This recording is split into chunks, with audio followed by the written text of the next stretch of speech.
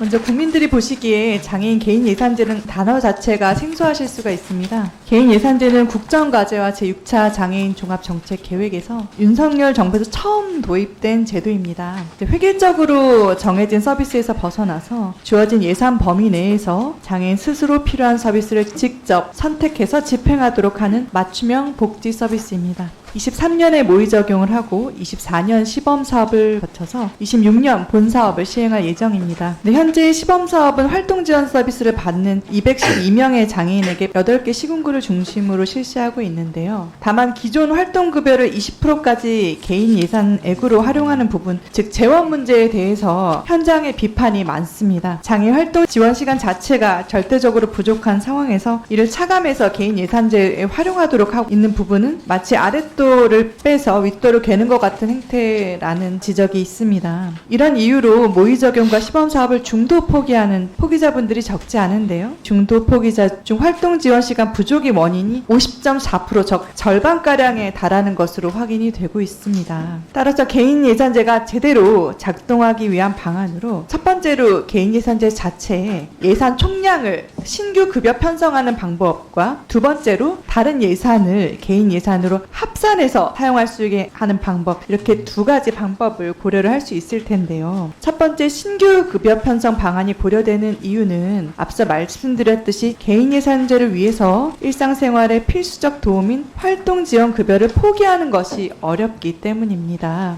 우리나라의 개인 예산제 또 규모를 살펴보면 모델이 된 스웨덴 예산 규모의 3분의 1에 불과하다는 점은 또 시사하는 바가 크다고 볼 수가 있습니다. 두 번째 방안으로 각 부처의 벽을 허물어서 개인 예산으로 합산하는 방법이 있을 것입니다. 일반적으로 휠체어 같은 장애인 보조기기 구매를 위해서 공적급여로는 건강보험 그리고 개인 예산제 활용을 할 수 있는데요. 건강보험 급여액과 개인 예산제 금액을 합해서 사용하는 것이 현재는 불가능합니다. 하지만 건강보험을 보면 대상 품목의 종류가 제한적이고 지급 연한이 있고 금액도 구분되어 있어서 건강보험만으로는 장애인 욕구에 맞는 보조기기 구입에 한계가 있습니다. 예를 들면 일반 수동 휠체어를 구입한다고 할 때도 5년 한도 최대 48만 원 지원이 되고 전동 휠체어는 6년 한도 최대 212만 4천 원이 지원되는데 양자를 합산해서 지원받을 수도 없고요. 원하는 보조기기들이 건강보험 급여 대상에 포함되지 않기도 합니다. 같은 보조기기 예산이 국민건강보험공단에서 있는 급여와 개인 예산제 보조기기 항목이 있지만 양자를 합산할 수 없기 때문에 서비스 간 통합을 가로막는 부처 칸막이 제거가 고려될 필요가 있다고 생각을 합니다. 또 혹시 독일 사례인 포괄 개인 예산제를 확인해 보셨는지 모르겠습니다. 독일에 있는 개인 예산제는 정부뿐만 아니라 건강보험기관, 그 외에 다른 장애인 급여를 제공한 기관이 모두 참여하고 장애인은 자신이 받을 수 있는 다양한 급여 중에서 두 가지 이상의 급여를 개인 예산제를 합산해서 사용할 수도 있는데요. 지체장애가 있어 휠체어를 사용하는 여성장애인이 더 넓은 범위의 예산도 합산해서 사용하고 있음을 확인할 수가 있습니다. 물론 지금 보건복지부에서 현행 활동 지원 서비스에 다른 서비스를 통합하는 방식을 가상 적용 연구 중인 것으로 알고 있습니다만 이는 발달 장애인만을 대상으로 하고 서비스 확장이 보건복지부 내로 한정돼 있다는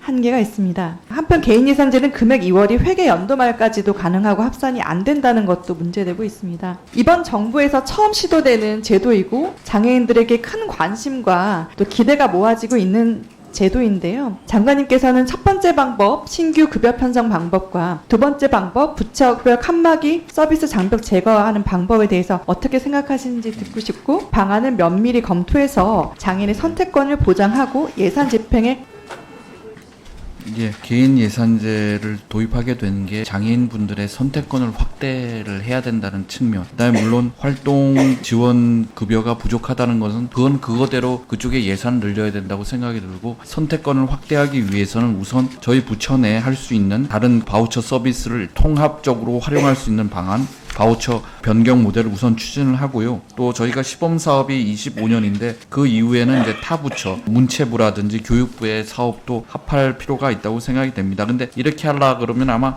재정에 예외를 둬야 되기 때문에 법적인 근거가 필요하지 않나 하는 생각도 드는데요. 의원님께서 말씀하신 것들이 어떻게 추진될 수 있을지 시범 사업에서 잘 검토를 해서 본 사업에는 제대로 추진될 수 있도록 하겠습니다. 네.